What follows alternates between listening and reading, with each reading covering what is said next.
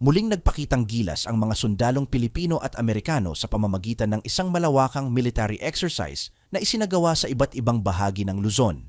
Hindi ito basta-basta pagsasanay, ito ay bahagi ng kamandag exercise o sa mas formal na tawag, kaagapay ng mga mandirigma ng dagat.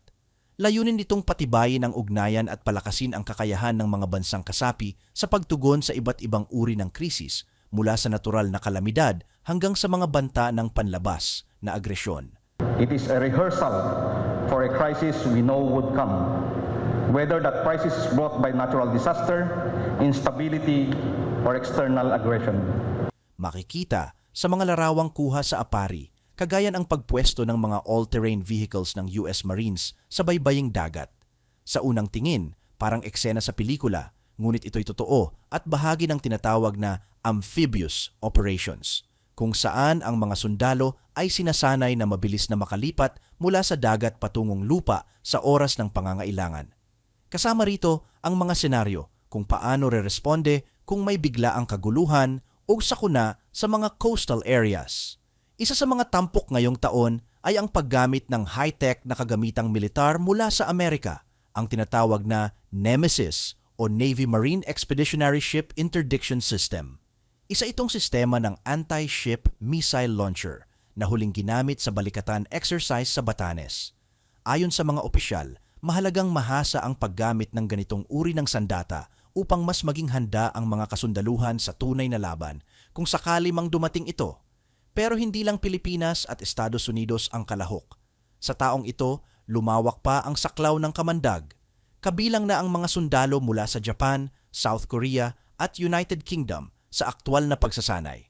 At hindi rin nagpahuli ang mga tagapagmasid mula sa Australia, France, Netherlands, Canada, Bahrain, Thailand at Indonesia.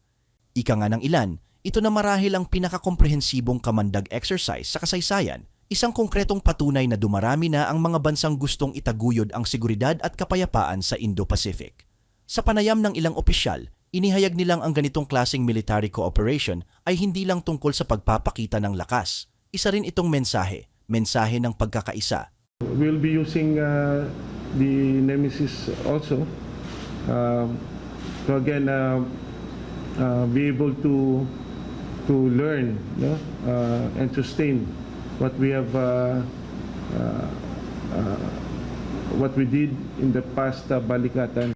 Lalo na ngayong tumitindi ang tensyon sa West Philippine Sea sa pagitan ng Pilipinas at China, mahalaga raw na ipaalala sa rehiyon at sa buong mundo na may mga bansang handang manindigan para sa soberanya, katatagan at batas.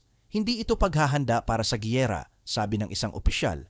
Ito ay paghahanda para sa anumang hamon, maging ito'y kalikasan o agresyon. Dagdag pa niya, mas mainam ng handa kaysa mang-apa sa dilim sakaling dumating ang hindi inaasahang sitwasyon. Sa kabuuan, mahigit 4,000 sundalo ang aktibong lumahok. Isinagawa ang mga drills sa iba't ibang kritikal na lugar, kabilang ang Palawan, Ilocos Norte at Batanes, mga lokasyong may mahalagang papel kung sakaling magkaroon ng aktwal na krisis sa maritime zone. Para sa mga lokal na residente, hindi rin ito pangkaraniwang araw. Ang mga helicopter, amphibious tanks, at iba't ibang kagamitang pandigma ay nagsilbing paalala na ang kalayaan at kapayapaan ay pinapangalagaan hindi lamang sa pamamagitan ng diplomasiya, kundi pati na rin ng kahandaan. Nagbabalita mula sa frontline, ako po si Brian Castillo. Paalala sa ating mga kababayan, maging mapagmatiyag, maging maalam, at higit sa lahat, makialam.